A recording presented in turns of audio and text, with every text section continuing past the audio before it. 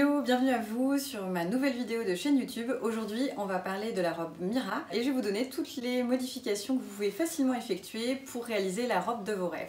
Mira, c'est un patron de chez Fibre Mood. Il est gratuit cette semaine. Je vous mets le lien pour le télécharger dans la description box. Et on va le coudre ensemble en live sur Instagram jeudi à 14 h. Pour ma part, ça sera la 5e Mira. J'en ai déjà réalisé 4. Les 4, elles sont toutes différentes les unes des autres. Comme je vous disais, c'est un patron ultra basique, donc ça permet de réaliser vraiment tout ce que l'on souhaite. Et aujourd'hui, on va principalement voir 3 modifications: les manches courtes, le décolleté en V, et puis le froufrou avec ourlet rouloté sur l'extérieur qui est très tendance actuellement. Je vous donnerai également à la fin quelques conseils pour moins dépenser de tissu. Comme c'est le confinement et que vous n'avez pas forcément beaucoup de tissu en stock, le métrage est quand même assez impressionnant quand on regarde les tableaux sur Fibre Mood. Mais en fait, on peut gagner très facilement des centimètres, donc ne vous arrêtez pas, surtout si vous pensez ne pas avoir assez de métrage.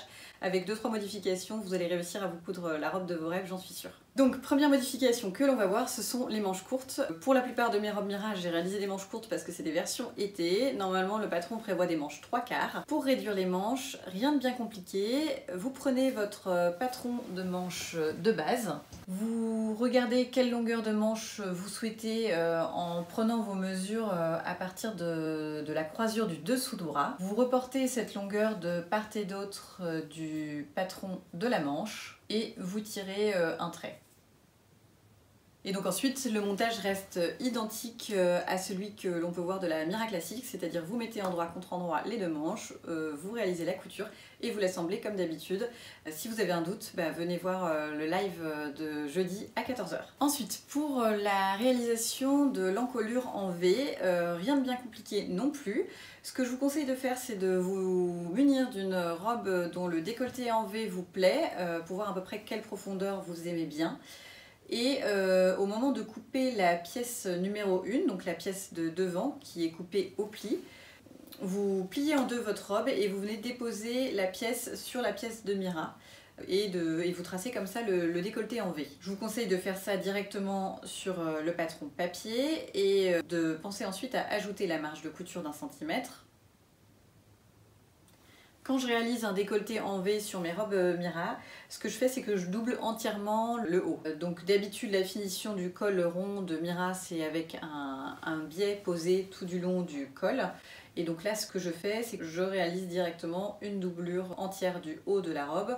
C'est-à-dire que ma pièce numéro 1 que j'ai découpée en décolleté en V, je la découpe également dans un tissu de doublure. Pareil pour les pièces d'eau, je monte ma doublure de la même façon en suivant les mêmes étapes que le montage du haut de la robe. Et au moment de poser le biais, à la place de poser le biais, en fait, je viens poser endroit contre endroit mon tissu intérieur et mon tissu extérieur. Et je fais une couture tout du long en suivant le côté de l'encolure. Alors mes conseils pour réaliser une belle encolure en V: vous faites une couture tout du long du bord du tissu à 1 centimètre. Une fois que vous êtes arrivé à la pointe du V, surtout laissez bien votre aiguille enfoncée pour tourner le tissu, pour que ça fasse un bec net. Et puis vous terminez de l'autre côté. Une fois que vous avez assemblé vos tissus endroit contre endroit, ce qui est très important, c'est de cranter avec précaution. Sinon, le V ne sera pas très joli, l'encolure va un petit peu plisser. Donc il faut vraiment couper jusqu'à la couture, sinon ça risque de faire un résultat pas joli.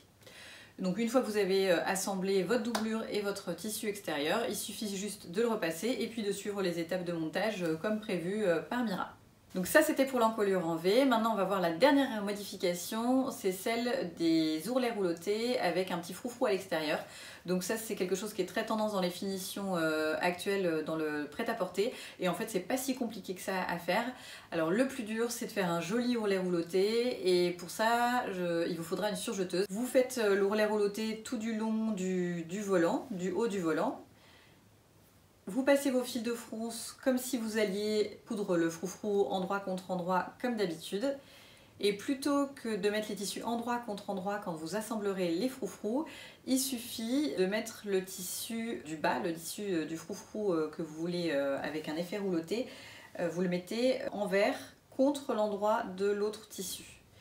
Et là, vous faites une couture sur l'extérieur pour maintenir le froufrou et la fronce sur le tissu de l'autre côté. Donc en vrai c'est pas compliqué, ce qui prend le plus de temps c'est de réaliser un bel ourlet rouloté. C'est pas forcément très évident et parfois ça demande pas mal de patience, mais vraiment ça n'a rien de compliqué. Et si vous aimez cette technique d'ourlet, enfin de petite fronce extérieure, c'est ce que j'ai réalisé également sur les manches de ma Mira numéro 3. Cette fois-ci j'ai pris une bande de 4 cm que j'ai rouloté des deux côtés et je suis venue fixer ce petit froufrou sur l'extérieur de la manche. Donc c'est exactement le même principe que ce que je viens de vous décrire précédemment. Et donc pour terminer, voici juste quelques conseils pour économiser du tissu entre guillemets pour Mira, parce que c'est vrai que quand on regarde les métrages indiqués sur le site de Fibremood, ça peut vite vous paraître énorme, mais il y a des façons très simples de gagner un petit peu de tissu. Tout d'abord, vous pouvez réaliser des manches courtes plutôt que les manches 3/4, ça peut vous faire gagner déjà une vingtaine de centimètres. Deuxième conseil que je peux vous donner, c'est d'utiliser au maximum la laisse de votre tissu, plutôt que de faire les pièces 3 et 5 au pli les unes derrière les autres. Ce que vous pouvez faire, c'est les couper dans la laise, comme ça vous fait gagner encore 40 cm. Idem si vous avez vraiment encore moins de tissu, plutôt que de faire deux rangs de fronces, vous pouvez en faire qu'une. C'est ce que j'ai fait sur ma Mira numéro 3, donc du coup il n'y a qu'un volant. J'aurais préféré le faire avec deux volants mais j'avais pas assez de tissu. Et enfin un dernier petit conseil mais pas des moindres, attention, Mira elle est assez courte parce que le patron prévoit également de rajouter des rubans si vous le souhaitez entre chacun des froufrous.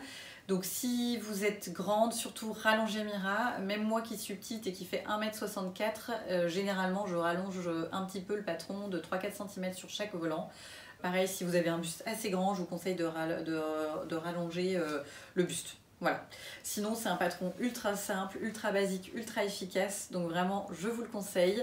Et j'espère que vous serez nombreuses jeudi pour coudre Mira ensemble.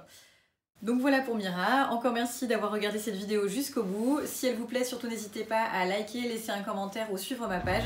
Ça compte énormément pour moi.